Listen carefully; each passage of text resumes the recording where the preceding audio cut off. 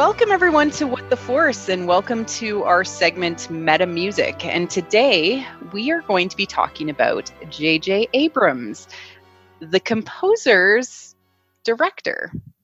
And this is going to be the first part of a 4-part series where we're going to be talking about how J.J. Abrams and John Williams set up the sequel trilogy, I would say, for success. And I'm very excited to have Christy Carew, hello, the composer in residence for What the Force, join us in this musical journey through the sequel trilogy, especially the very strong working relationship between J.J. Abrams and John Williams.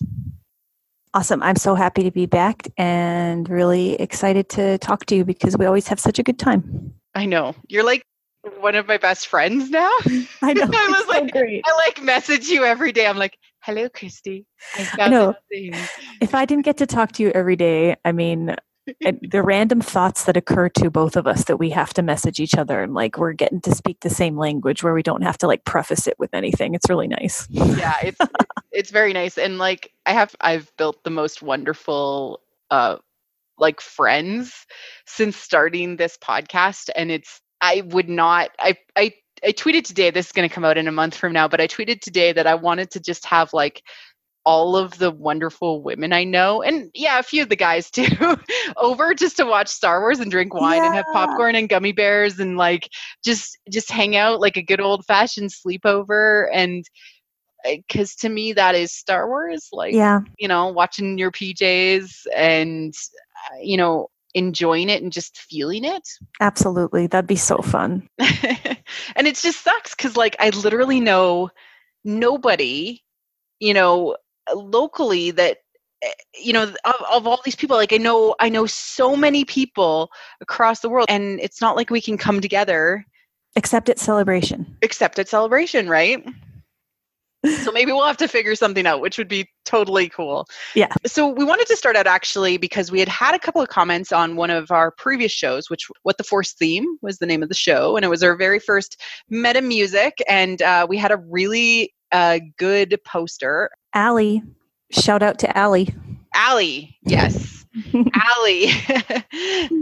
And she actually commented on hearing something different than what we had talked about. Did you want to talk about it?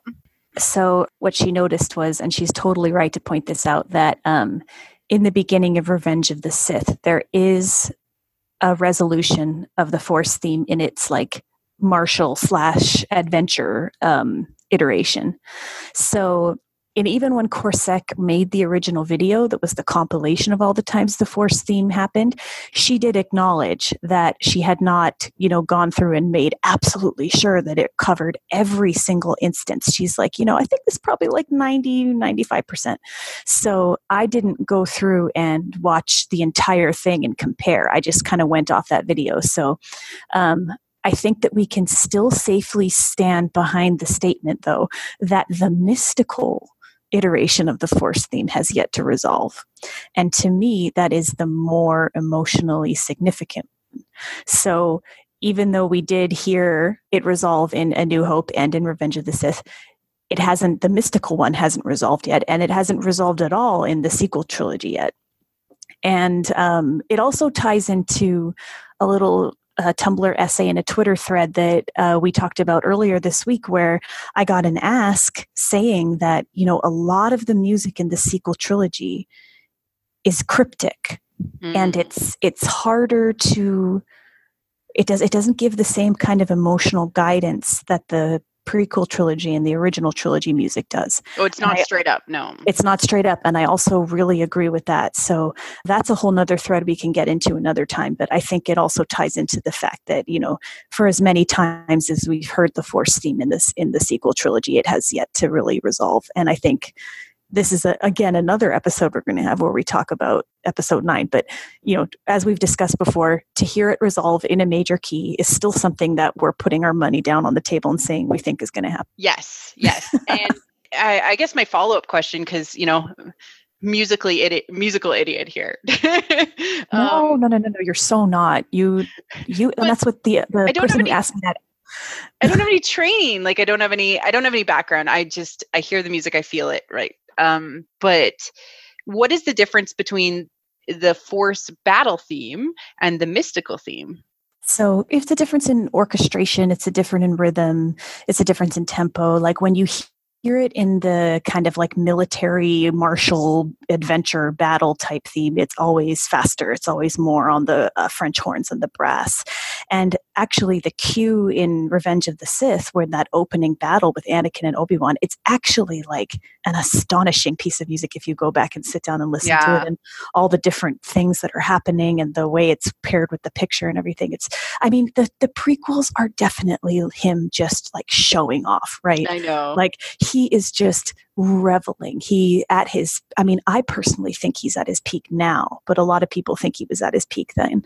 I would like to cover the prequels, especially the use of choral and how it. Well, yeah, that's a future episode we have. I know.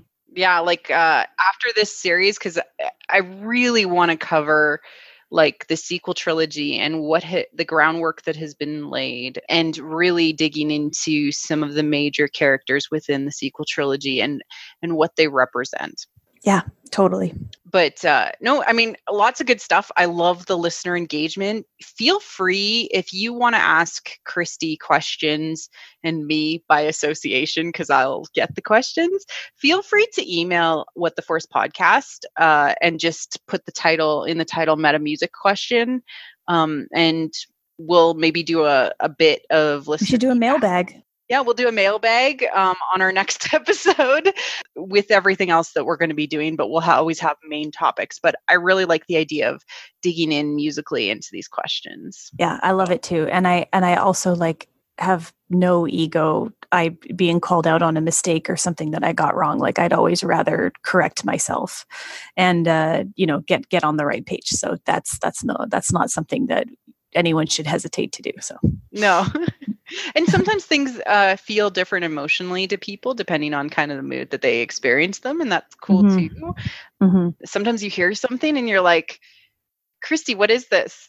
And I'm still asking you what this thing is for like months.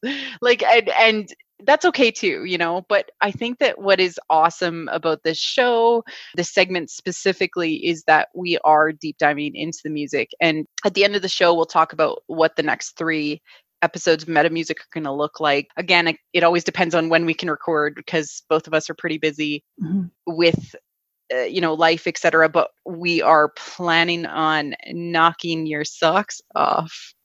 Oh man, yeah, we got a really good one coming up. So let's talk about J.J. Abrams, the composer's director. And first I wanted to talk about, hey, Christy, you happen to be a working composer. Yep. Somehow. Somehow. You stay employed making music. Yes. I wanted to talk about what it's like to actually produce music for a movie. I know nothing about this process, and I know that you do have a caveat. Like when we discussed this topic, you wanted to make sure people were aware that like you've done production for television shows and some movies, but the scale of those things is significantly smaller than, say, a Star Wars movie or anything like that. You can feel free to give your caveat in your own words if you would like. Mm-hmm. But I do want to put context on this. So yeah, the point that I'm at in my career, when I first moved out to LA, I didn't really understand how the industry works. It's not that the master's program I didn't prepare me. They did a fantastic job of teaching me how to write music and how to understand film and narrative and character development and all these wonderful things.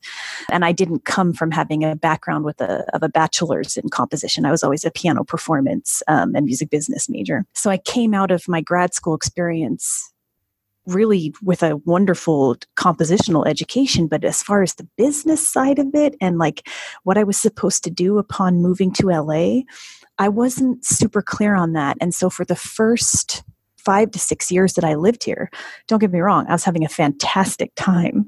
And I've loved every moment of living here and all the different people I've worked for and jobs I've had. But I didn't really have my head wrapped around the reality and all the different paths that you can take to becoming somebody who's in the position to be hired to score a Star Wars film, which is, of course, my ultimate goal.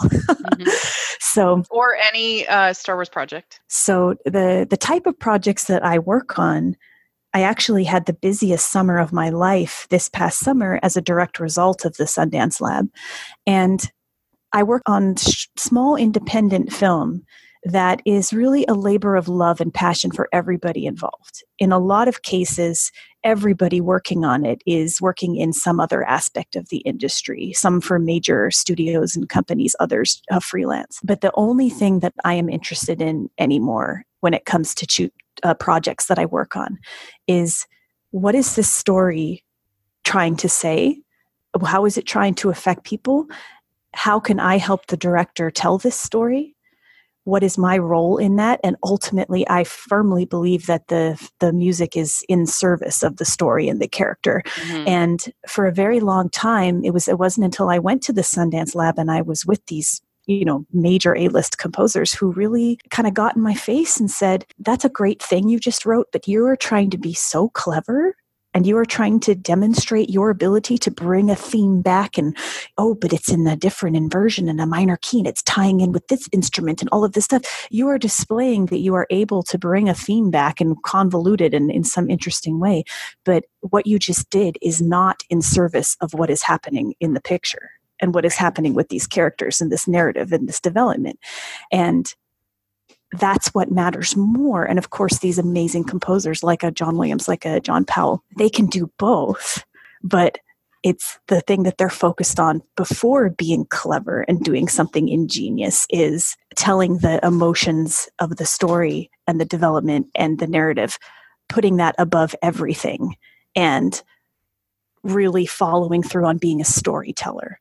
And that's the biggest thing that I learned from my time at the Sundance Lab is that ultimately I'm a composer, of course. I am writing music. I'm putting little dots on paper, but I am a storyteller just the same way that the person who wrote the script is, and the director of photography, and the director. And the person that's building the costumes. And the makeup person. And, exactly. You're everybody. Story.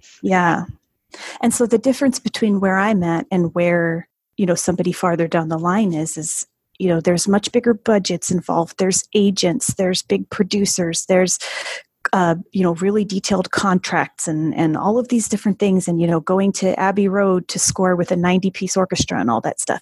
However, I firmly believe that now that I get it, working on these small projects, I don't rest until I feel like this little 20-minute score that I wrote for this little short is the absolute best thing that I could have written, and the director loves it, and it's telling the story, and it's emotionally powerful, and it's still my voice in service of the story. And I feel as long as I can look at what I did and say, I did the absolute best that I could, and I know it was good because the director loves it too, and the producer approved it and signed off on it, and the musicians loved playing it. I had a session like 3 weeks ago. It was just a really tiny little session with one violin player and one cellist, and we were just laying this kind of layer of human voice on top of the instruments that were all mostly in my computer. And to see the happiness on their faces as they were playing, I mean, these two musicians know each other pretty well and play on all the major sessions for all the major composers. But to see them feeling so happy playing the music, and we had the picture on screens in the background, and even the engineer at the studio was like getting a little bit emotional because this particular film is something that the theme of it is something that we will all deal with at some point. Those are the moments where it's a direct translation. I might be in a little studio with 2 players, an engineer, assistant, and my director, working on a film that people will see in a festival but will never be released in a movie theater. There is no emotional gap for me between that and being in front of a 90-piece orchestra at Abbey Road. There is no step that I think I need to take beyond practice, practice, practice, score everything I can get my hands on, do the best I possibly can, make the relationships I need to make. It feels like a very natural continuation to me that when I am in that place, I will be operating from the same spirit of This is the thing that I've always wanted to do since I heard that opening fanfare of Star Wars when I'm 6 years old. And it is every day that I get to do anything affiliated with it, which is every day because I work in the industry with my full-time job as well. It's just a fulfillment of how I felt at 6 years old when John Williams like captured my heart and my soul. So it's that's kind of how I approach it and the direction that I come from. I'm hearing you say like the mentorship that you got with Sundance Film Lab. Oh, priceless. Helped you, I don't know, almost center yourself towards, okay, what is the point of film? And it's ultimately just storytelling. Yep. And I didn't grasp it before. I sort of got it, but I didn't really truly understand. And I also spent the past year really deep diving on these YouTube channels. I think I've told you about them before. Every Frame of Painting, like Stories of Old, Just Right, Movies with Mikey, all of these YouTube channels that are devoted to, Lessons from the Screenplay is another amazing one. His video about The Last Jedi will make you cry your eyes out. All of these things before I went to Sundance, I'd been studying as well. But then being there at the lab, and the first week is all composing. The second week is when all the directors arrive. So I'm not just working with the director I was paired with, but there's all these other directors that are there from my, 7 colleagues. And we all watch each of the films, and then there would be like a big, long discussion afterwards. And I tried to attend as many of those as I possibly could when I wasn't working or bugging Star Wars guys, because hearing the directors talk about it and hearing the directing mentors kind of push them and ask them questions. And I have a notebook like this thick filled with notes just from sitting in on other people's sessions that way and kind of trying to absorb. So that hopefully one day when I get to work with somebody like a JJ, somebody who isn't just a visionary director, producer, the world's greatest casting agent that has ever lived, casting director, I mean, he's also has like a very deep fundamental understanding of music and of composing. And it's kind of cool when you think about his relationship with Giacchino too, because like Giacchino's also a filmmaker and a director and a writer, and he's also a composer. And then JJ can kind of take on both roles as well. That relationship is like so magical. It's like almost like another Spielberg and Williams relationship, and really, really special. Like, let's just take a step back. So process-wise, you're hired to be the composer. You're approached for the project. You agree. Yep. You're probably told what the film is about. So then what happens next? Like, it kind of depends what stage of post-production they're in. So the 2 films that I just wrapped last week, I've been involved since the script level, which is, it depends on your relationship with the director too. Like I was in preparation for this episode, I was doing more research on composers that JJ has worked with. And I was reading about Bear McCreary and how JJ often involves him at the script level for these huge projects that they're going to work on. But other projects I've had this year, they are, trying to make it for the Sundance submission deadline. The film is completely done.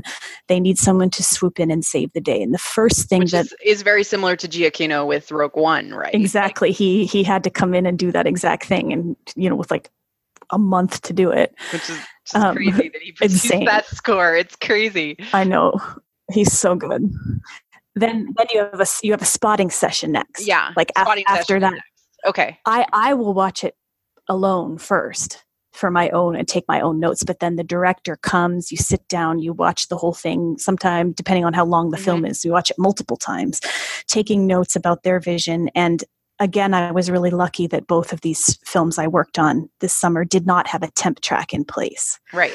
So there was a wide open a blank canvas. Yeah. For us to work on. But sometimes there is a temp score, and sometimes the director's in love with it. What does a spotting session specifically entail? So I know you watch the movie with the director and maybe the producer, or maybe some other key people that want to contribute their voice in it. But what is the point? Is the point to share the vision of the movie and to point out certain key story and character and emotional moments?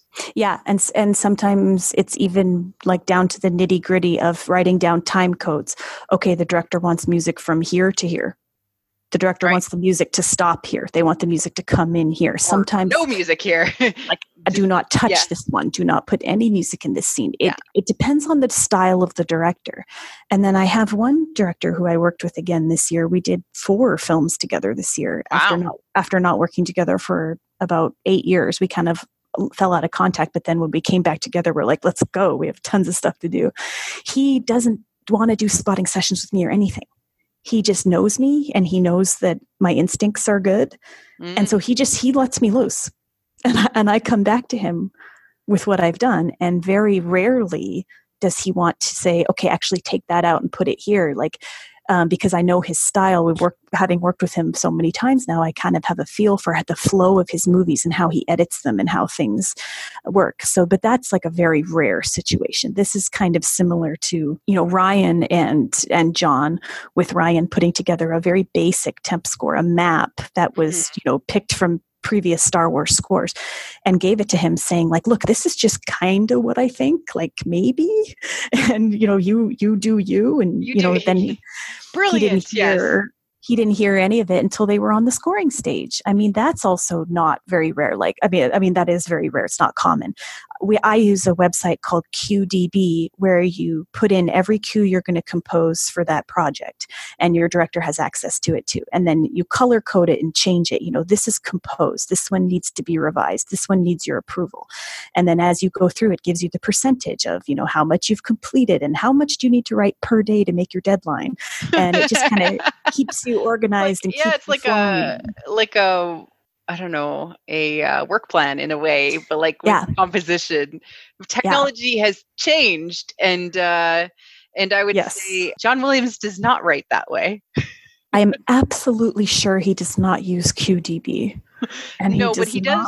He does have like a person that helps him transcribe, right? Like, so he and he has one of my best friends in the world, Miriam Mayer. She's a brilliant violin and viola player, and she is also an amazing composer. She actually worked as his proofreader for many years. Oh, wow.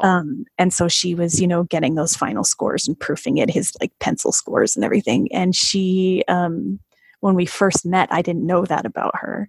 And we just kind of got to know each other and having a great time. And then she just, like, offhand, I was on her website or something, and then I saw these posters from John Williams scores, and I'm like, wait, what's the deal here? And then she told me that she spent all those years, like, directly working with him, and I was just like mind blown. But he's definitely, there's like a generation in between J-Dubs' generation and mine, where they kind of are a combination of both, like the very old school and the new technology. Whereas somebody like Hans Zimmer has always been using synthesizers and DAWs and stuff. And he is people don't give Hans enough credit for how brilliant he is at writing this music that, you're not going to print out big swaths of his scores and sit there with like a John Williams score and like do a comparison and be like, well, this one is clearly better than this one. Like, that's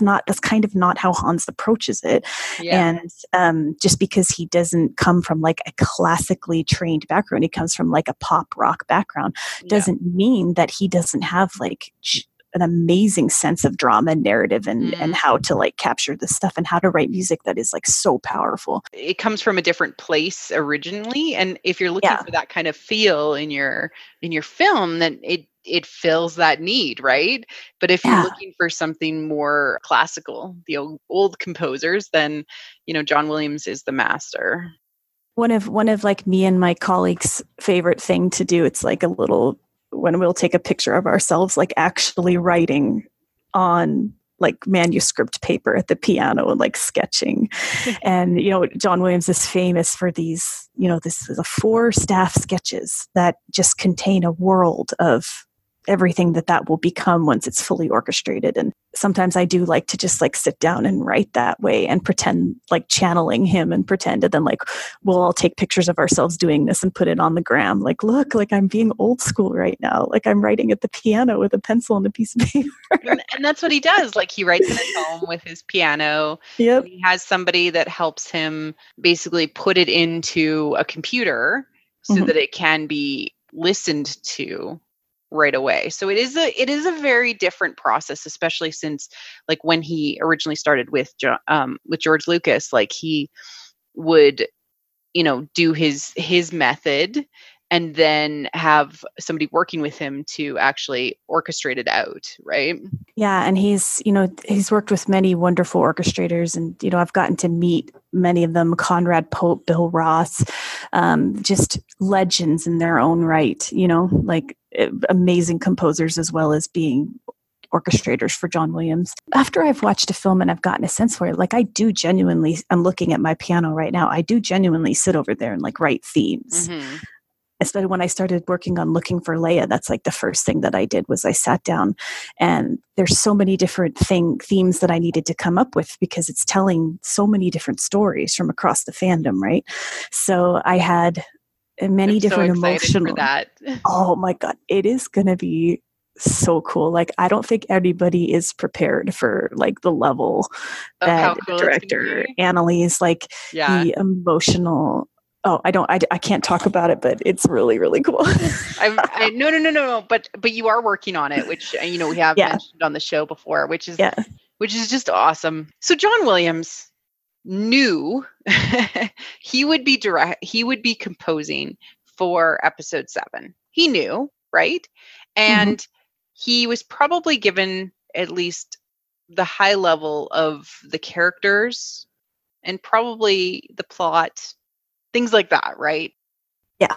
Before the spotting session, because he came up with these really amazing themes. Yeah. Like, and he spoke a lot with JJ, and actually there's a lot of like behind the scenes footage of one of the scoring sessions. Yeah. And if you ever need to just like go out there and like watch these, they were on like maybe 60 minutes. Yeah.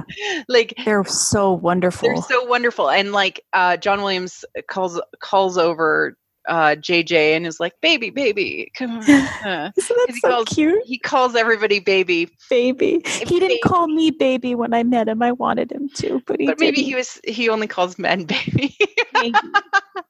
But he calls him over in there, and JJ is actually having a very interesting conversation. On this day, when he wasn't in the middle of the orchestra filming on his phone, he was racing around the soundstage. Hear the fan. You think it can work? Let me just think. Yeah. It's incredible. There, the director. We may need to make the... We might need to repeat those bars just because it might be a little bit longer before we get into the interior of the transport. I heard this a long time ago on I believe that it was the soundtrack show, and they referenced JJ as the composer's director, and I was like, that's a really weird thing to say. What does that even mean? Well, digging into this, because I think about these things and I'm like, what does this even mean? What is a composer's director? Like, what does that mean to you, Kirsty, a composer's director? I mean, to me, sometimes you do get a director who is like extremely musically knowledgeable. Yeah. But it's kind of like the level of control and input that they have can sometimes mean that you like butt heads a little bit. Yeah. As opposed to somebody who doesn't know as much, but is responding just emotionally and is responding just through like how that music is making them feel. The reason why I think he gets that moniker is like well demonstrated in one of Bear McCreary's blogs about the making of the Cloverfield Paradox. They were recording at Sony, which until I heard the stage at Skywalker was my favorite scoring stage. And, it was the last day of a super intense recording session. This was like very gnarly music. Like that score is kind of completely badass. And on the last day, JJ rents like a gourmet coffee truck for the whole orchestra. And he has this beautiful handwritten note saying, it's such an honor for me to observe you guys doing what you do. And all of this stuff about like, you can tell that he really appreciates every single musician in the orchestra that plays on his scores. And he doesn't just appreciate the composer and all the music teams and all the people who printed and taped the music. Like every single violinist, the oboe player, the guy playing the timpani way in the back, or the girl. He really understands the lifetime of work that has gone into these people mastering these instruments, and the day in and day out life of a professional session musician in LA.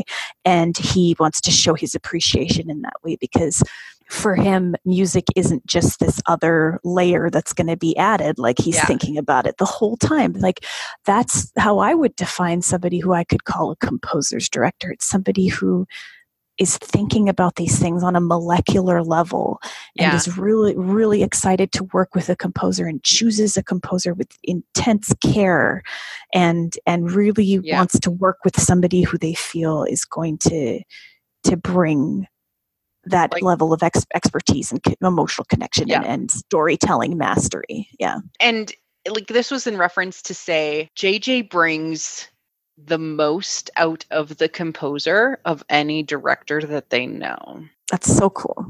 And the reason, I think, and this is kind of speculation, but he is a respectful human being. Certainly. Like, and he has that reputation. And he's got that reputation. But fundamentally, JJ is also, as you referenced just a little bit ago, musically inclined, and is actually a composer himself. Which is so cool. Do not know this. Like, until I started to kind of dig into this, like, weird one-off statement, composer's director. What does that even mean? Like, I started to do research, and I'm like, okay, So I'm just gonna, I literally just, where do you start? Wikipedia. So he is the composer for season 3 and 4, the theme for Felicity, which he produced, wrote, directed, right? Yep. He is also the theme musical composer for ALIAS and Lost and Fringe and Undercovers and Person of Interest and Alcatraz and Revolution and Almost Human. So that's so cool. The major big hits that he, basically show run, he also produced the themes for. Like the themes that get you in the mood, that are telling you about what is going to happen in the show. What is this all about? You hear them, they're just like, 30 seconds to a minute long. But they're iconic. Like, pretty much all of these that you listed are some of the best, themes that they're the main titles of TV shows. Yeah, it's exactly. Really good. And like, I've got some of them here if we want to listen to them. Let's listen. Okay, so here is the ALIAS theme. I love it. It's so early 2000s. Oh my god, yeah. And it's funky. It's got great energy.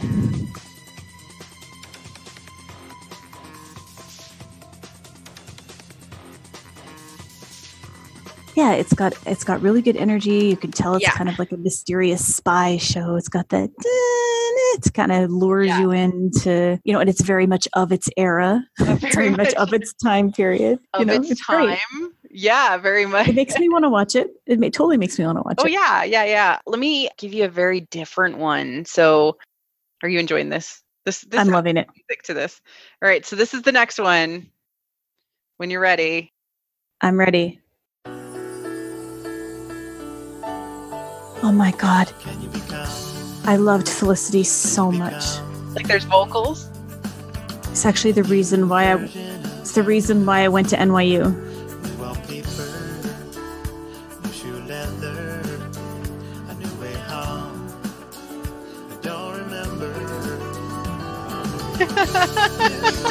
Also, side note, why does she look exactly the same now?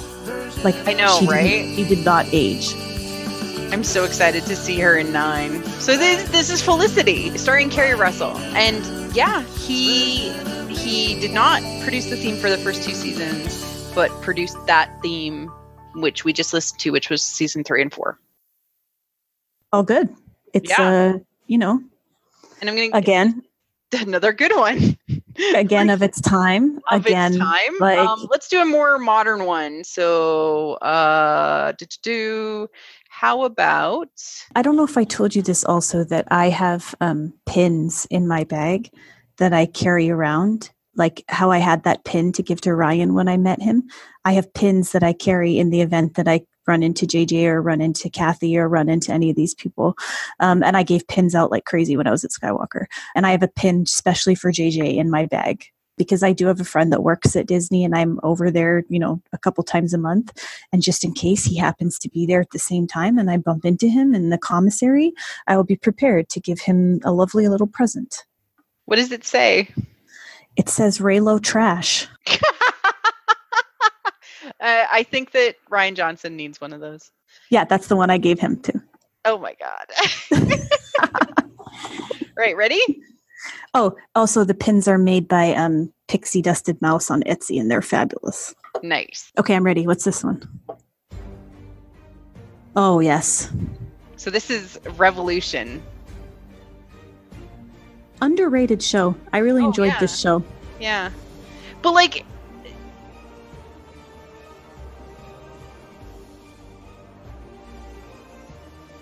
we've just listened to a wide variety of compositional styles. Dramatic, intense, action adventure, serious. Yeah. It actually has kind of a nice little melody in there too, though. Yeah. I'd like to hear it. Like people, all the comments under this video are like, this needs to be longer. Like, yeah, it's a great opening, but that melody, I'd love to hear how he develops. But they might have taken that and inserted it into the show. I don't know. Yeah. I haven't seen Revolution in a really long time. No, it's been a long time, but I do remember liking it when I watched it. But like, what I find so fascinating is he has this musical ear, and this brings it back around to your journey in indie film and everything like that. And his first movie that he did, a large amount of work on was a Troma Vision movie. Oh, that's right. Like his first ever, like, big movie where he like actually had a chance to kind of show what he was all about was Nightbeast.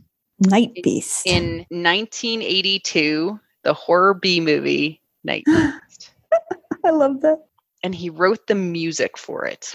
The entire film. Mm-hmm. Oh my gosh. I just Googled it on YouTube to see if I could get a taste of it. He was the composer and he did the sound effects. What's this? Apparently you can watch the entire movie of it. Let's do a rabbit watch of Nightbeast at some point. To listen to the composition of J.J. Abrams? Let's totally. Do it.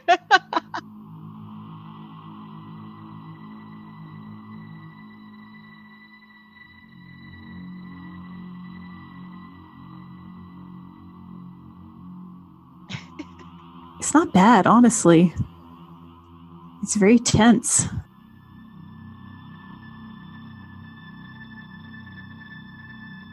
It's very 1980s.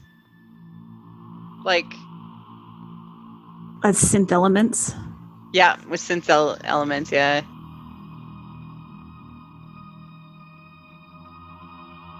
And just to give you a little idea, like the way that this looks... I've worked on films that don't look as good as this.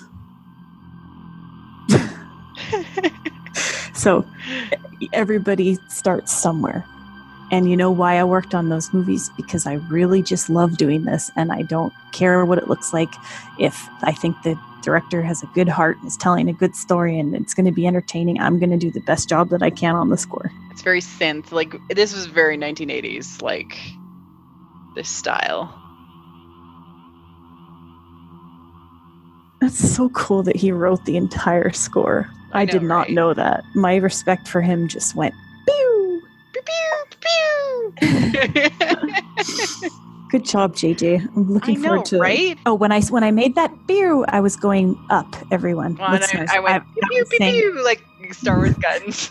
Yeah, we were meaning that our respect increased. I know, but anytime you go pew, I think pew pew. Pew pew. Pew pew pew pew. Yeah. The music is so 80s. It's awesome. But you can see like he's grown with the times, right? As a composer. And right? that's so like that just informs he knows what it takes. He knows like this is a feature length movie. He knows, the whole process, and he's able to, when I think about JJ, like, as I was saying, I can't remember who the quote is from, where they said that he's the greatest casting agent on the planet. Yeah. And he's so good at casting people and finding actors. Like, now I'm thinking about him because of his background, you know, and when he's a producer and when he has a say on who the composer is hired and how he has, you know, chosen to work with these different people and chosen so well. You know, he's just like, so not only is he so talented himself, he's so good at recognizing talent. Yeah. And he's so good at developing it and to really like bring, like you said, bring the best out of people, like whether that's the composer, it's the actors. But I think that it's because he plays all of these different hats. Yeah. You know, like he tries it out and he knows, hey, how tough is it to actually compose a movie? Look, I've done it. Yeah. I understand emotionality. I understand themes, and I can communicate with you in that. And what I wanted to tie back to was this 60 Minutes interview, or JJ is having this conversation with John Williams, and he's actually using musical terms to describe back to John what he wants. Mm-hmm. And not all directors can do that. Not all directors can do that. And it's, I would say, a very special thing, because he not only understands storytelling from all of the different angles by which that he is going to be telling the story, but he also understands, you know, specifically how to get the composer and to communicate with the composer, look, we need to get this out of this production. He's the perfect director to have set up the sequel trilogy with John Williams. When John was ill and, you know, everybody was so nervous and everybody was so afraid, a couple of people reached out to me like, you know, you have to face the reality that like he is going to pass on at some point. And I was like, yes, at some point. That day is not today. Mm-hmm. And, you know, God willing, that day is not for an extremely long time. But they're like, who do you think would pick up the reins? Who do you think would finish episode 9? Who do you think would do this? And, you know, my honest answer, I couldn't see anybody other than John Powell doing it personally, because I feel like he demonstrated in the solo score that he can hang with like, you know, the main sagas. Well, and he got to work specifically with John and have that mentor-mentee relationship. He could take those sketches, he could take those themes, and he could do a really admirable job. But like, we are so lucky that John has done every single one of the saga films. We are so blessed that, and especially with the sequel trilogy, tying back to that point about how the anonymous Tumblr person who sent me the thing, and they said the same thing you did. I'm not trained in music, I don't know, but they made this like super astute observation, the same way you do all the time, where they said, you know, I don't just like sit down and listen to the sequel trilogy score the way I listen to the prequels, because it's so cryptic and it's so confusing, and all of the interactions between Rey and Kylo are so dark and ominous, at least until the hand touch scene. And this person is picking up on exactly what the filmmakers and John Williams are trying to do with the sequel trilogy. It's Star Wars for grown-ups. It's supposed to like mess with your head and like hold a mirror up to you and like reflect back like the culmination of this entire saga of all the emotions and like the scope of human thoughts and dreams and darknesses and pain and emotions and memories. It's like, this is like where it has all been leading to. And it's supposed to feel confusing, and you're not supposed to know where you are, because Star Wars is about figuring out who you will be and the story of becoming. And that time is any time of change is very uncomfortable, right? And very, very confusing for the people that are involved, right? And they don't know how it's going to turn out. And we as the viewers are not supposed to know how it's going to turn out. But there are Easter eggs, and not the types where people play things backwards. I heard like that. Like one of our commentators on one of our episodes of it was like, literally, there's a YouTube channel that like tries to play the themes backwards. Like, I'm like, this is not like a Beatles album, or you know, like this is not that. But what it is that there is emotionality. There is similarity. There are musical parallels that are telling us certain things about where the story is going musically. There's some in the narrative, of course. There's some in how people look.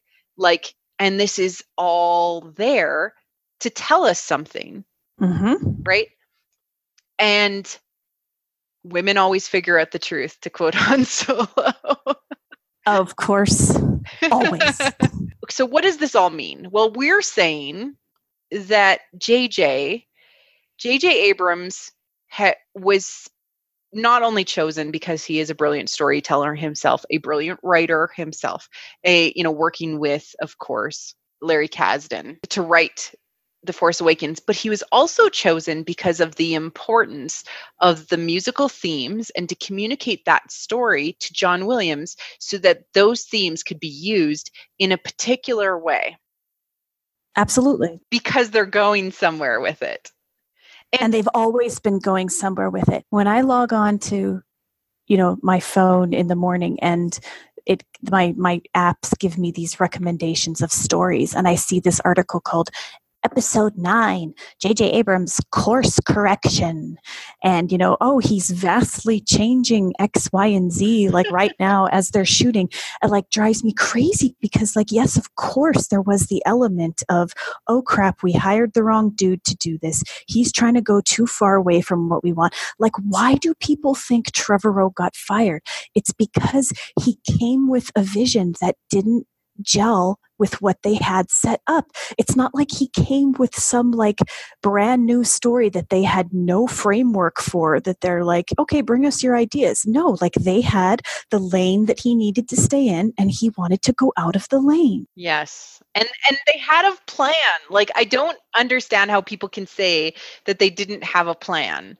So JJ understands composition, he understands story, he understands casting, he understands production, he understands the whole thing. So he was uniquely primed to start off the saga and cue it up for success. Ryan came in with the specific mandate to shake things up in his very Rian Johnson way. And Rian Johnson is the most beautiful human in existence. Thank you. Before we started this episode, we had a lovely half-hour conversation about everything under the sun, including that Rian Johnson is a pure cinnamon roll that I will defend at all costs, and I have for the past year. So, and no, he's a really wonderful human being, and he makes ice cream. How can you not love that guy?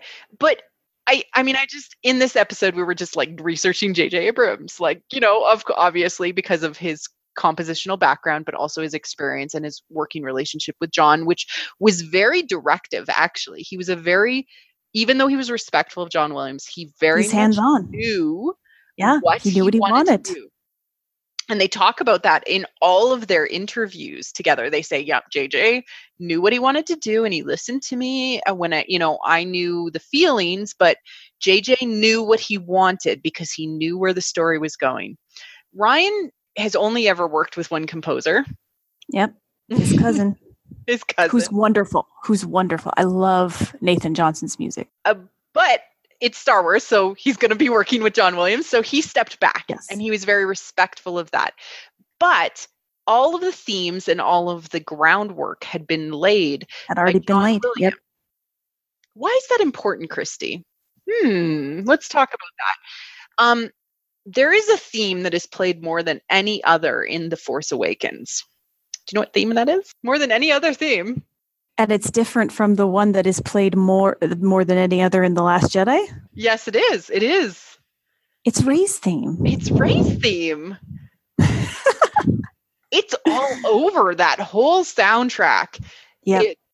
It's every moment that they can possibly get Rey's theme packed in there, they try to get it in there. And so we're going to take you on a musical parts journey where our next episode, we're actually going to talk about Rey's theme and why it is so fundamentally important that both JJ and John Williams got it right. Yep. And why, it'll help explain to everyone why J-Dubs is so in love with the character of Rey and so in love with Daisy. Obviously, everyone on the entire planet is in love with Daisy. I'm in love with Daisy Ridley. It'll explain, like, his connection to that character and his understanding of that character and the way that he crafted her theme and all the different parts of it. Like, seriously, we were going to do this episode earlier, but the more that we dug into it, the more it was just like, oh my God, like there's so much to unpack. And, yes, the Wit and Folly video about the heroine's journey and all these other things that we've been studying, like we're drawing from many different influences across the fandom and lots of people's work. And we've just been so, like, not only has this fandom blessed us with friendships, it's blessed us with, like, the incredible academic work that everyone has been doing. So we want to do it justice. And so I need some more time. And yeah. But we're going to record and we're going to cover Rey's theme and why it's so significant, because it really is. And although it is a quieter theme than, say, some of the major themes that have been present in, say, like the main theme, and I would say March of the Resistance, or Duel of the Fates, which is probably the most recognizable one from the prequel era. It is so fundamentally important to the sequel trilogy and in and of itself to what Rey's story actually is and why it starts out as the scavenger and doesn't actually play the full thing. Yep. And that is key. And when we were talking about it and I tweeted about it, I put the hashtag end shitty Rey hot takes, because honestly, I'm hoping that our discussion will contribute to how some people view this character. Key is you do not write Rey's themes concert piece the way that you write it without a plan. And also without an understanding that, like, you can't put this character in a little box of, oh, because she's a woman and because she's the new lead and because of all this, like, these things can't happen. She can't have a love interest. She can't have compassion for this person. She can't, trying to put her in the way that everybody perceived it to be without taking, like, that larger structure of the heroine's journey Rey into account. Literally doesn't care about your opinion of her. She doesn't care about the hot takes. That's what I'm trying to say. Nope, because it was there from the beginning. That's the key, is that it's been there from the beginning. So here's the key. We are going to be covering Rey's theme, and then we are going to be digging into the second half of her pair, her second the dual protagonist. The dual protagonist. Shadow. We will be covering Kylo Ren and Ben Solo, because those are two different things. And when we talk about him as well, there's work that I'm going to be referencing by an amazing music analyst called Reylo Musings. She was actually the first person to call out the significance of the moment when Kylo is carrying Rey up the ramp to his shuttle, and the Tchaikovsky moment and everything. And she has done meta analysis of Torn Apart and all these other key moments in Kylo's music that aren't his main theme. And we're going to dig into all of that. And then once, we've talked about it, I'm sure the MC, you could put, like, links to the stuff that we talk about, because if you really want to get into the freaking nitty gritty of, like, the way that this music is constructed, Reylo Musings has done some amazing work on that regard. I like to talk more broad strokes of emotion and get into the, like, super technical terms when we need to. Moments that we might need to talk about specifically. Yeah, I love getting into the technical stuff, but it's not, the focus of how I like to talk about it. Although it's really good to have all of that knowledge and terms to back it up, of course, and that's what provides you with a fundamental understanding of it. But yeah, it's really cool to read also essays that come from that, like, super music theory, like, zoomed in, like, this is the literal exact thing that is happening. So it's cool. No, and I'm really happy to link out to some of the very talented people out there in the fandom that have been digging into this. And then the last thing that we are going to do, we're going to be covering music across the sequel trilogy. So what we've seen thus far and what happens with their music together. And maybe if Christy has time, she will compose what she thinks is going to be the Reylo theme. Yes. And I'm doing that. And I also did, like, a giveaway on my Tumblr when I reached 900 followers that I would write a 1-minute theme for someone. And this person who won chose the young Ben Solo theme. Oh. So I am also doing that. Cool. Do you want to play both on the podcast then? Yeah, we'll play them both. Okay. And I'm probably going to, parts of Looking for Leia, I'm going to go record with full orchestra in Macedonia. There's an orchestra over there called the Fames Project that I really like to work with. They're such great musicians. And so I'm going to try to like put some extra money together also to record these two things with them, because they're only like a minute long, and these guys are amazing sight readers, so they could just like slam it out. So yeah, I'm kind of getting that all together, I'll provide some behind the scenes from that too. No, I would love that too. Yeah. The music that you guys hear that MC puts as the theme for when I'm on, that was recorded with that orchestra in Macedonia. So you can hear that they sound really good. Yeah, really nice. Until I record at Sony. Oh, yes, exactly.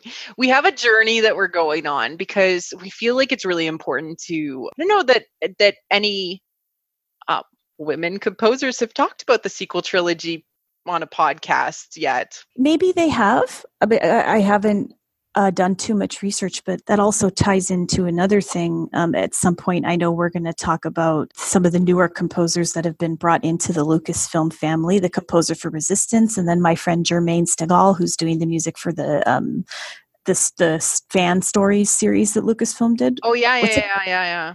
He's another Sundance alumni. Our Star Wars stories? Our Star Wars stories, yeah. That's my homeboy.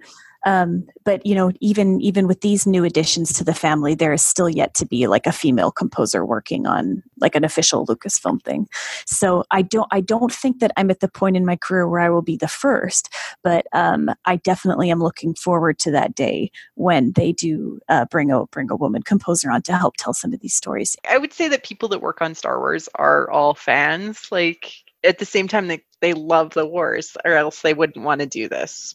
You know? Oh, absolutely. That was like the feeling you got walking around at Skywalker Ranch was everybody there is like so thrilled to be doing what they're doing. That's and so you know, awesome. they work on so many other projects besides Star Wars. I had such a fun time walking around where I would look in someone's window and there's like a little stormtrooper doll, and then there's like the statue of Yoda, and then, you know, there's like in a glass case like all the various technical Oscars and awards that they've all won. And you know, just the spirit of Star Wars is infused in the entire place and in the ethos of everybody who works there, from, you know, how George Lucas came up and how he established himself. And there's so many guys working there who were with him from the beginning. Yeah. And getting to sit down and hear some of their stories Didn't you meet Ben Burt? I think you mentioned. I did. Yeah. I spent an entire morning with Ben Burt.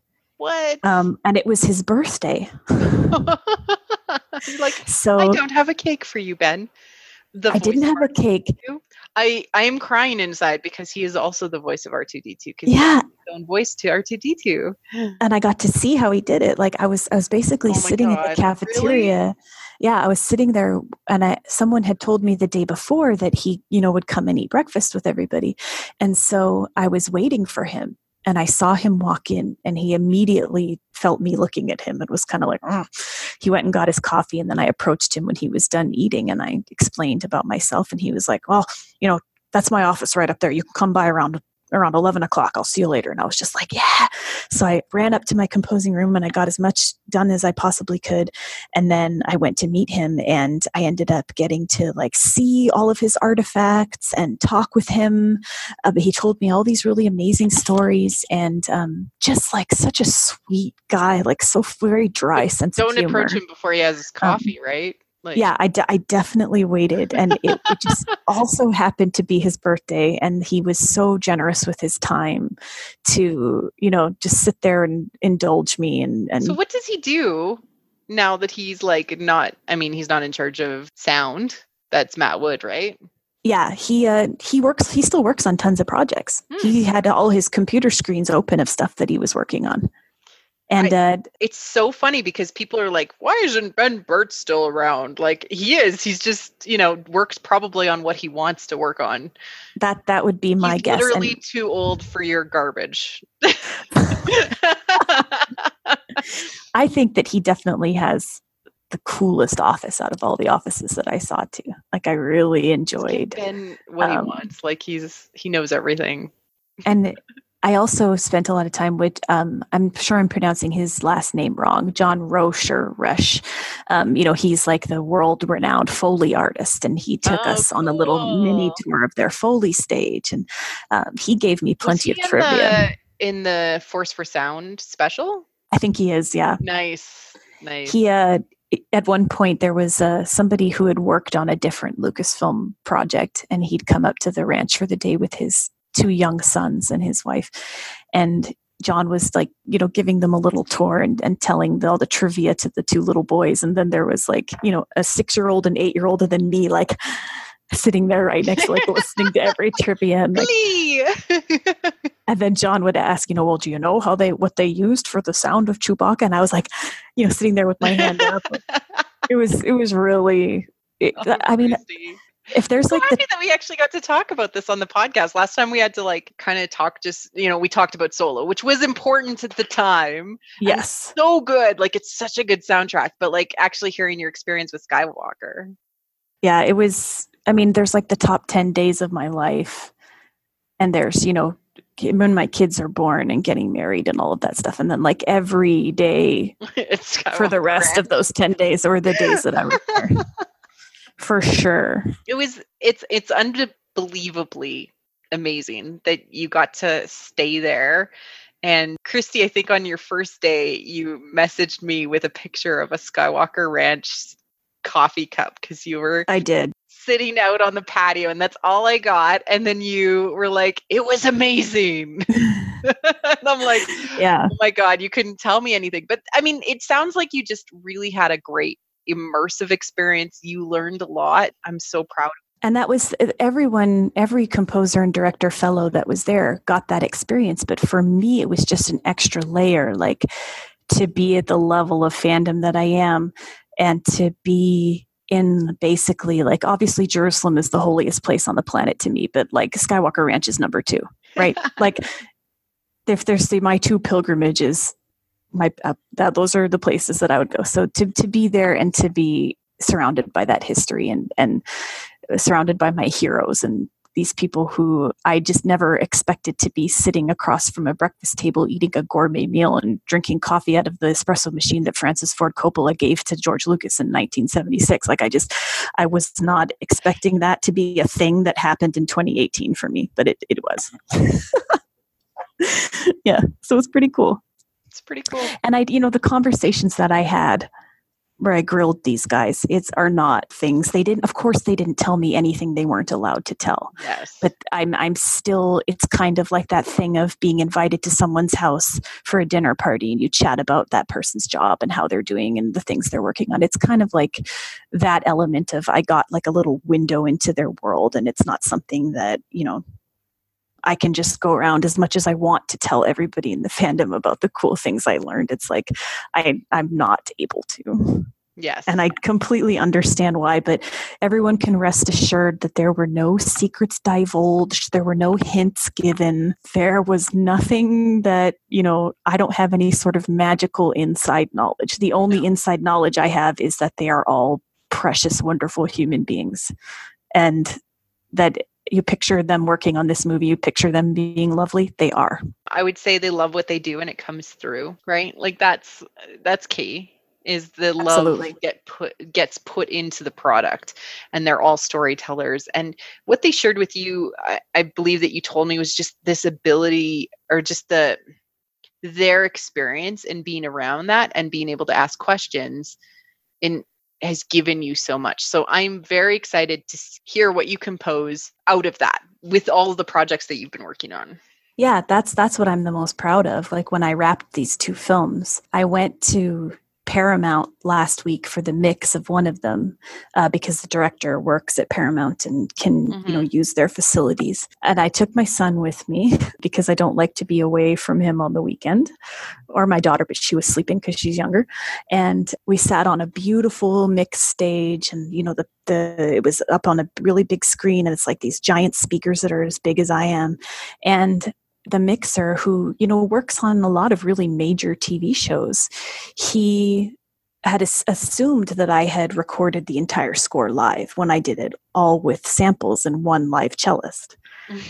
And so that was like a huge compliment to me and my mixer, the way that we had, used MIDI instruments and blended with a little bit of live, and the way that I composed it specifically.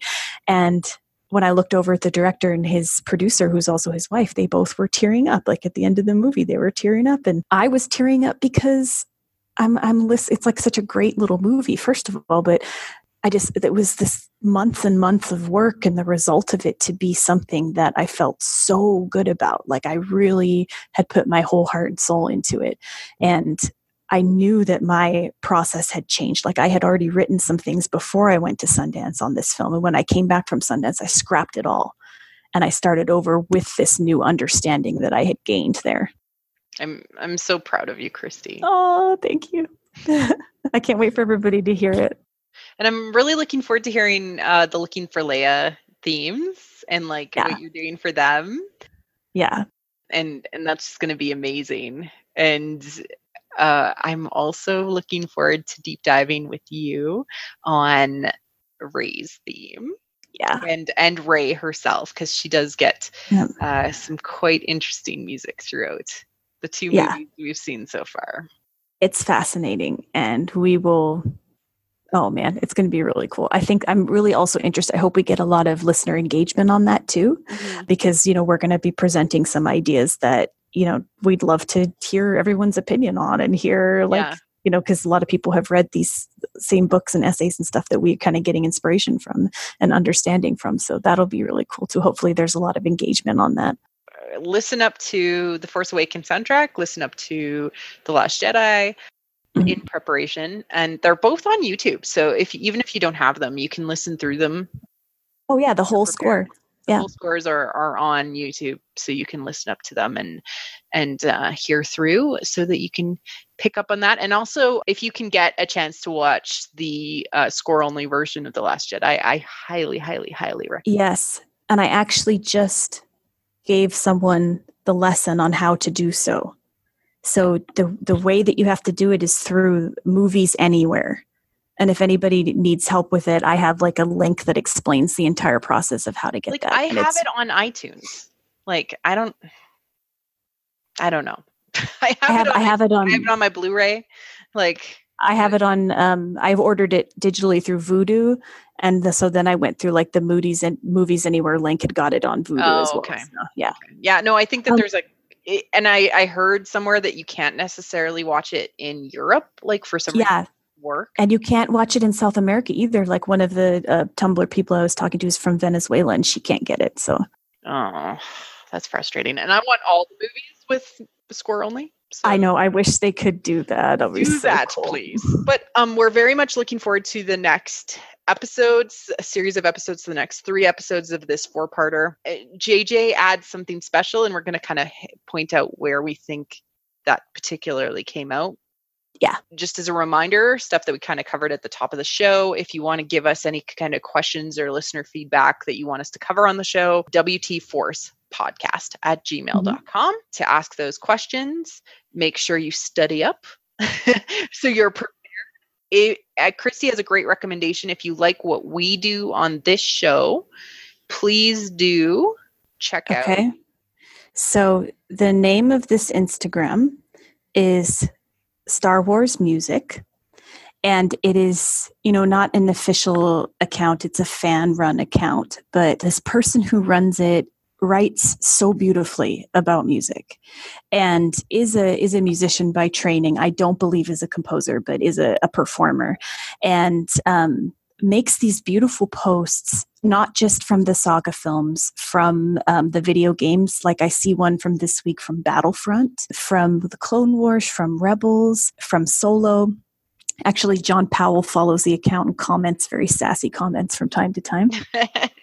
And every time a new composer is brought on, I see a post here about Michael Tavera, the new Resistance composer, a post about Jermaine and his work on Star Wars stories. It's just a really wonderful account where the images are paired with the music, and you can just listen and read the essays and really, and here's a a post from the other day, I got to thinking about just how excited I am for everything that J.J. Abrams has to offer to episode 9. And then I remembered how much I enjoyed watching this short featurette called The Sound of the Galaxy back in 2016. And they posted the whole featurette.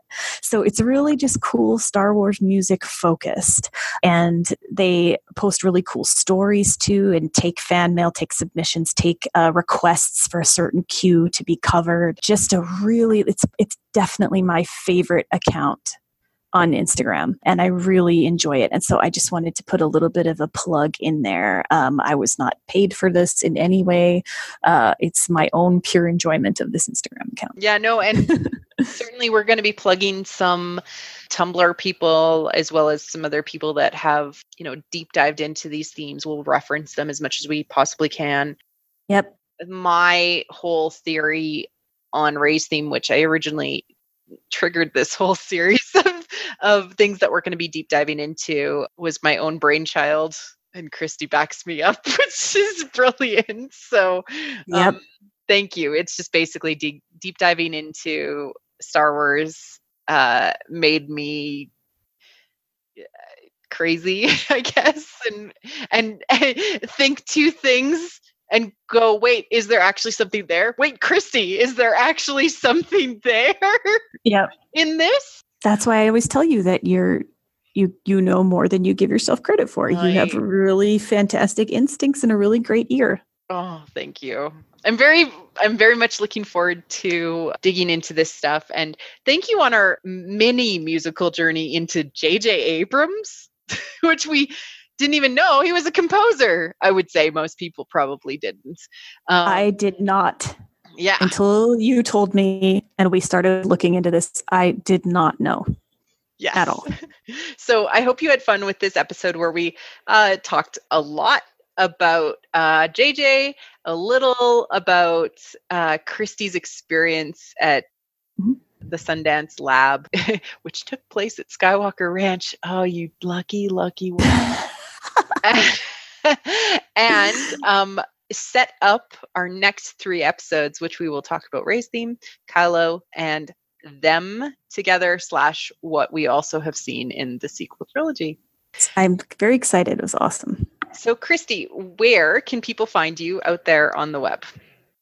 You can find me on Tumblr, enjoy all, need nothing, --blog --tumblr. I'll link to it. It's cool. Yeah, we'll link to it. And, fair warning, there's lots of stuff on there. I have many corners of the fandom represented there. And then my Twitter is Christy_Carew, and my Instagram is what is it? Christy Carew Music. Oh, I love you so much. Well, I just like a little caveat that caveat, there's lots of Raylo. There's lots of Raylo. All iterations of Raylo. Cool. It's cool. This has been Meta Music, JJ, the composer's director. We love you, JJ. We have complete and absolute faith in you. Yes, we do. We do. This has been What the Force. I'm Marie-Claire Gould. We now have a Patreon available at patreon.com/whattheforce. We'd like to thank our patrons who love What the Force, In Wild Space and Night Huntress, for supporting the show, as well as all of our other patrons. Check it out if you're interested in supporting the show. We will be releasing special content as well as updates through the Patreon. We are available on iTunes, Google Play, and pretty much everywhere podcasts are found, including YouTube. Our website is whattheforce.ca. We are available on Facebook at What the Force Podcast, and you can reach out to us on Twitter at the BT Force Show to start a conversation. Cheers.